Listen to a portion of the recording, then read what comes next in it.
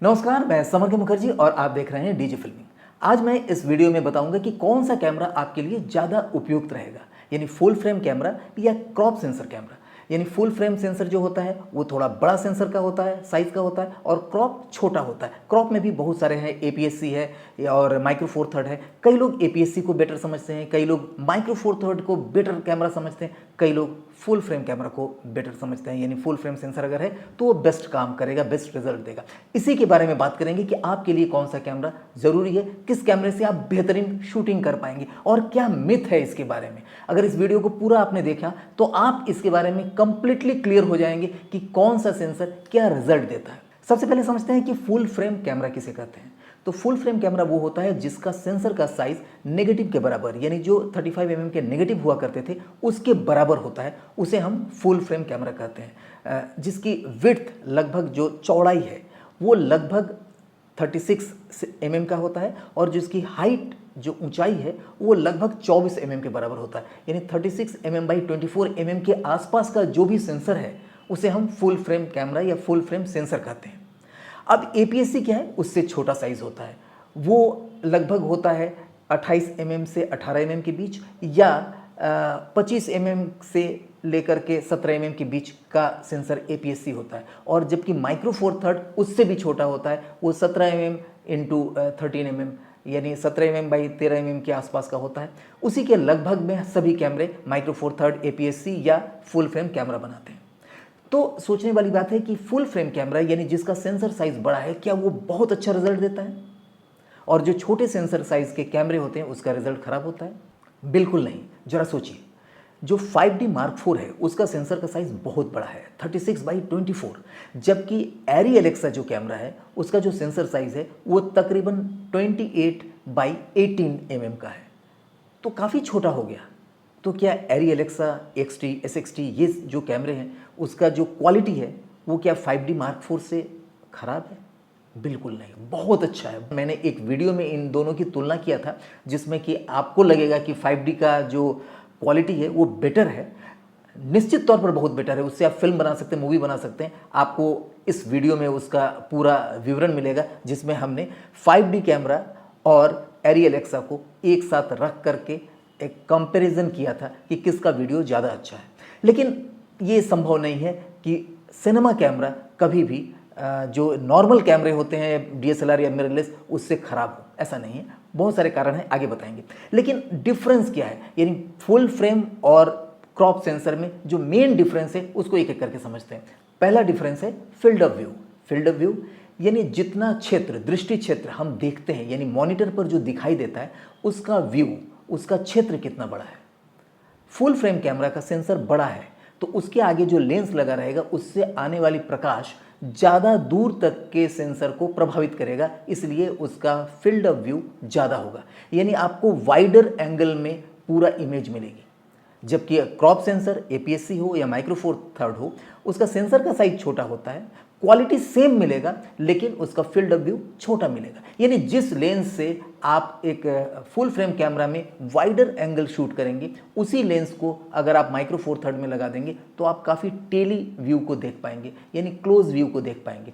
Quality same रहेगा, अगर दोनों 4K है दोनों 4K की क्वालिटी देगा, ऐसा नहीं है कि दूसरे की क्वालिटी ख़राब हो जाएगी। यानी जो क्रॉप सेंसर है उसकी क्वालिटी ख़राब होगी, बिल्कुल नहीं, उस पर आप पूरी मूवी बना सकते हैं। सेकंड पॉइंट पर आते हैं, डेप्थ ऑफ फील्ड। देखिए, डेप्थ ऑफ फील्ड भी इसमें मायने रखता है। अगर फुल फ्रेम कैमरा है तो उसमें डेप्थ ऑफ फील्ड कम मिलेगा, यानी शैलो डेप्थ ऑफ फील्ड मिलेगा, जो कि अच्छा सिनेमैटिक लुक लगता है। लेकिन यहीं पर अगर आप माइक्रो फोर थर्ड में जाएंगे या APS-C में जाएंगे तो वहाँ पर डेप्थ ऑफ फील्ड थोड़ा ज़्यादा मिलेगा, जिससे हर चीज़ फोकस में रहेगा, यानी फोकसिंग का बहुत ज़्यादा झंझट नहीं रहेगा। आप दौड़ भाग करके आप फोकस कर सकते हैं। आप अगर चाहते हैं कि सब चीज़ लगभग फोकस में रहें जब आप उसका एपर्चर को प्रॉपर सेटिंग किए हैं तो उसमें जो क्रॉप सेंसर है वो बेटर काम करेगा। और तीसरा जो डिफरेंस है वो है बजट फ्रेंडली। जो क्रॉप सेंसर वाले कैमरे होते हैं वो बजट फ्रेंडली होते हैं, उसका बजट कम होता है, जबकि क्वालिटी दोनों का सेम होता है। हाँ, एक चीज़ है कि फुल फ्रेम का कैमरा थोड़ा लाइट अच्छा कैप्चर करता है, यानी लो लाइट पर भी थोड़ा बेटर काम करता है। लेकिन अगर सिनेमेटोग्राफर अच्छा है तो क्रॉप सेंसर पर बहुत बढ़िया रिजल्ट दे सकता है। अब बात करते हैं किन किन चीज़ों से हमारे कैमरे का परफॉर्मेंस यानी क्वालिटी बेटर दिखता है, क्या फुल फ्रेम के वजह से ही दिखता है? नहीं, बिल्कुल नहीं। अगर APS-C सेंसर भी है और उसमें कुछ क्वालिटीज़ अगर ज़्यादा है तो वो फुल फ्रेम से बेहतर क्वालिटी देगा। वजह मैं बताता हूँ। पहला है सेंसर क्वालिटी। सिनेमा लाइन के जो कैमरे होते हैं उसके जो सेंसर की क्वालिटी होती है वो बेहतर होता है। भले ही वो क्रॉप सेंसर है लेकिन उसकी क्वालिटी बेहतर होता है। इसके लिए उससे रिजल्ट जो निकलता है वो काफ़ी अच्छा रहता है। जो स्किन टोन है वो बहुत बढ़िया मिलता है। दूसरा है इमेज प्रोसेसिंग। जो प्रोसेसर लगा रहता है इमेज को प्रोसेस करने के लिए वो बेहतर होता है सिनेमा कैमरे में। आप ब्लैक मैजिक का इस प्रोसेसर देख लीजिए, जबकि वो क्रॉप सेंसर है लेकिन उसकी क्वालिटी बेहतरीन आता है। तीसरा है बीट डेप्थ एंड कलर। देखिए, जिसका बीट रेट ज़्यादा होता है, अगर कैमरे का बीट रेट 10, 12, 16 है तो उसकी जो कलर की क्वालिटी होगी वो बेहतरीन होगा, क्योंकि बहुत सारे कलर्स के ऑप्शंस उसमें मिल जाएंगे। और अगर 8 बिट का कैमरा है और फुल फ्रेम भी अगर है तो कोई मतलब नहीं है। 10 या 12 बिट का अगर क्रॉप सेंसर है यानी APS-C सेंसर या माइक्रो फोर थर्ड भी है तो उसकी क्वालिटी बेहतर आपको मिलेगी। फोर्थ है डायनेमिक रेंज। बहुत महत्वपूर्ण है, यानी आपका डायनेमिक रेंज कितना है। जो फुल फ्रेम का कैमरा है अगर उसका डायनेमिक रेंज 10, 11 या 12 के अंदर है तो उसकी क्वालिटी अच्छी नहीं होगी। जबकि APS-C कैमरा अगर है लेकिन उसका डायनेमिक रेंज 14 प्लस का है तो उसमें आपको बेहतर क्वालिटी मिलेगा। डायनेमिक रेंज यानी जो डार्कर पोर्शन है उसमें कितना दूर तक आप वैरायटी ले सकते हैं, या जो ब्राइट पोर्शन है उसमें कितना दूर तक की इमेज क्वालिटी अच्छी आ सकती है। तो इन दोनों के रेंज को हम डायनेमिक रेंज कहते हैं, यानी डार्कर साइड में जाएं या ब्राइट साइड में जाएं, कितना दूर तक का क्वालिटी वाला पिक्चर आपको अवेलेबल है, ये डायनेमिक रेंज कहलाता है। तो डायनेमिक रेंज पर अलग से भी वीडियो बन सकती है। और फिफ्थ जो वजह है वो है सिनेमा लेंस कंपैटिबिलिटी, यानी आपके कैमरे के साथ सिनेमा लेंस कंपैटिबल है कि नहीं, आपका जो लेंस का माउंट है वो क्या है।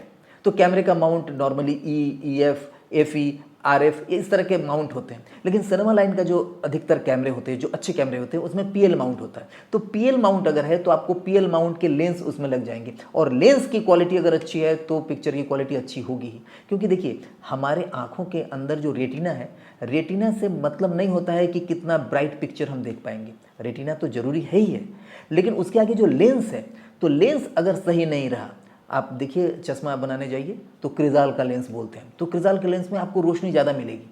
तो यही चीज़, हम इसकी एडवर्टाइजमेंट नहीं कर रहे हैं, लेकिन यही है कि अगर सिनेमा कैमरे में भी अगर आप बेहतर लेंस लगाते हैं तो आपको बेहतर क्वालिटी मिलेगी। और सिनेमा लाइन के कैमरे में अगर PL माउंट नहीं है तो उसमें EF या दूसरे माउंट के जो लेंस है वो उतना अच्छा रिजल्ट नहीं देता है जितना PL माउंट का लेंस देता है। आप कहेंगे कि भाई हम एडाप्टर लगा करके PL माउंट का भी लेंस तो लगा सकते हैं। एडाप्टर लगाने पर उसकी जो क्वालिटी है नो डाउट सेम रहता है, लेकिन जो डिस्टेंस जो हम लोग नापते हैं, यानी फोकसिंग का जो डिस्टेंस है वो कहीं ना कहीं बिगड़ जाता है। तो इसलिए अगर माउंट सही है और उसके साथ साथ उसके अंदर सिनेमा लाइन की बाकी चीज़ें हो, जैसे शटर एंगल हो गया या रॉ वीडियो शूट करने की फैसिलिटी हो गई, तो आपका जो कैमरा है वो बेहतर हो सकता है अगर APS-C सेंसर है तो भी। तो मेरे ख्याल से आपको समझ में आ गया होगा कि फुल फ्रेम कैमरे का क्या महत्व है, और अगर आपका कैमरा फुल फ्रेम नहीं है तो उनमें कौन कौन सी क्वालिटी होनी चाहिए ताकि आपको सिनेमा क्वालिटी का आउटपुट मिल सके। आप चाहे तो ये 2 वीडियो देख सकते हैं जिसमें हमने FX30 के बारे में बताया है, क्योंकि FX30 APS-C कैमरा है लेकिन बेहतरीन रिजल्ट देता है। आज का वीडियो आपको कैसा लगा निश्चित तौर पर आप कमेंट बॉक्स में बताइएगा, और कुछ सुझाव दीजिएगा कि और किस चीज़ पर, किस सब्जेक्ट पर मैं वीडियो बना सकता हूँ। नमस्कार। शुरू से ही एक फिल्म मेकर बनना चाहती थी, इनफैक्ट ढेर सारे पैसे कमाना चाहती थी। फिर मैंने डिजी फिल्मिंग से online film making course join किया। ये मैं ही हूँ। सोचा नहीं था ऑनलाइन से स्क्रीन राइटिंग और डायरेक्शन सीखना इतना आसान होता है। घर बैठे खुद के कैमरे से सिनेमैटिक प्रैक्टिकल ट्रेनिंग जब चाहे कर सकती हूँ। एडिटिंग करते समय बार बार इफ्ता का प्रैक्टिकल ट्यूटोरियल्स देख सकती हूँ। ज्यादा मुश्किल लगे तो डिजी फिल्मिंग सपोर्ट टीम को कॉल भी कर सकती हूँ। आज मैं इफ्ता सर्टिफाइड फिल्म मेकर हूँ। ढेर सारे जॉब ऑप्शंस हैं, पर मैं खुद का काम करती हूँ। निर्माता निर्देशक समर के मुखर्जी द्वारा वैज्ञानिक रूप से डिजाइन किया गया इफ्ता का online film making course Hindi समझने वाले हर उम्र के लोगों के लिए अपने तरह का सबसे बेहतर और किफायती ट्रेनिंग प्रोग्राम है। यकीन मानिए, इससे बेहतर और लो कॉस्ट फिल्म मेकिंग की ट्रेनिंग कहीं नहीं हो सकती। अभी दिए हुए नंबर पर संपर्क करें या लॉग इन करें www.digifilming.in।